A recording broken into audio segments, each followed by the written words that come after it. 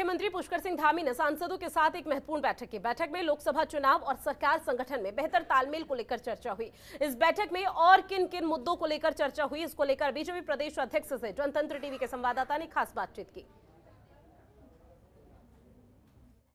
इस वक्त बातचीत करने के लिए हमारे साथ मौजूद हैं उत्तराखंड बीजेपी के प्रदेश अध्यक्ष महेंद्र भट्ट जी। सरकार और संगठन को लेकर एक बड़ी बैठक हुई है, उस बैठक में किन किन मुद्दों पर चर्चा? देखिए, लोकसभा राज्यसभा का सत्र चलता है तो हमारी एक परंपरागत पद्धति है कि संगठन और सांसदों के साथ बैठना।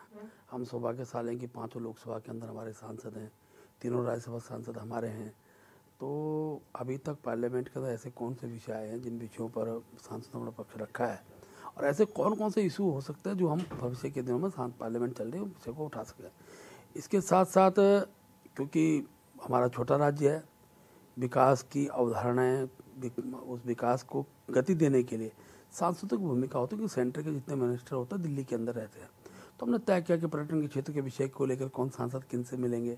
रेलवे का बहुत बड़ा हमारे यहाँ प्रोजेक्ट है, हम चाह रहे हैं कि मोदी जी लोकसभा चुनाव से पूर्व 82 तक रेल की उनकी यात्रा हो जाए, उस विषय पर गति बनी रहे। तो भारत सरकार के रेल मंत्री जी से किन सांसदों को मिलना होगा, आयुर्वेद का क्षेत्र है, योगा का क्षेत्र है, सारे विषयों पर अनेकों और विषय भी हैं जिन विषयों पर हम लोग भारत सरकार का सहयोग चाहते हैं। खासतौर पर ऊर्जा के क्षेत्र का बहुत बड़ा विषय है। तो इन सब विषयों के लिए कौन कौन सांसद किस तरीके से कौन से विषय उठाए, कैसे उनकी केंद्रीय मंत्रियों से बातचीत होगी, इन सब विषयों के डेकोरम थोड़ा सा हमने तैयार किया है। इसके साथ साथ क्योंकि हमारे नगर निगम नगर पालिका के चुनाव तत्काल आने वाले हैं, तो नगर निगम के चुनाव में सांसदों की अधिकतम प्रवास उस क्षेत्र में हो, उसके लिए तय किया। इसके साथ साथ हमने ये भी तय किया कि ऐसे सारे नगर निगमों में हम सांसदों की सामूहिक बैठक भी करने वाले हैं और विषय निकल के आते हैं।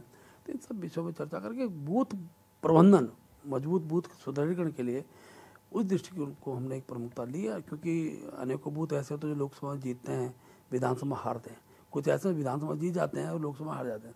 तो ऐसे विषय स्थायी रूप से जीत के अंग बने ऐसे बूथ, तो उसके दृष्टिकोण से भी हमने उनको बूथों पर भेजने का भी हमने तय किया। 100 बूथों पर हम एक सांसद जी जाएंगे। इसके अलावा देखा जाए आमतौर पर सांसदों की जो शिकायत होती है कि अधिकारी सुनते नहीं है, सरकार और संगठन में तालमेल बेहतर हो, इसको लेकर क्या कुछ बातचीत? देखिए, सरकार हमारी है, सांसदों का न सुनने का प्रश्न खड़ा नहीं होता। थोड़ी दिक्कत क्या रहती है कि कुछ विषय ऐसे होते हैं जिनमें समय लग जाता है, कि कोई काम ऐसे होंगे जिनमें समय लगता है। तो ये माननीय मुख्यमंत्री जी बैठे हुए थे और मुख्यमंत्री जी को संज्ञान लिया और ये तय हुआ कि ऐसा हम एक डेकोरम तय कर लेंगे कि सांसदों के जो भी विषय हैं उन विषयों में किसी कारणवश होने वाला ही नहीं है तो उसको उनको सांसद संज्ञान में लाना, और ऐसे विषय जो हो सकने वाले हों वो तत्काल उनको गति दे के दें। ऐसा नहीं कि ना सुनने का दूर प्रश्न नहीं है, सांसदों के काम में विलम्ब ना हो, इसके समाधान का रास्ता निकाला है। एक आखिरी सवाल, 2024 को देखते हुए क्या इस बैठक में सांसदों को कुछ जिम्मेदारी भी दी गई और बताया गया कि किस तरीके से जनहित के कार्यों को और बेहतर करें ताकि उसका फायदा आने वाले समय में भाजपा को मिल सके? लोकसभा का चुनाव है तो हमने कहा भी लोकसभा चुनाव के अंदर जो विषय आपने पिछले चुनाव के दौरान जनता के सम्मुख रखे थे उसमें हमने अभी तक क्या प्रगति की है, जो चीज़ें रह गई अभी हमारा समय है उसको हम करें, और उसका एक पूरा जो एक पुस्तिका है उसकी बन जाए जिसको हम जनता के बीच बूथ तक पहुँचा सकें।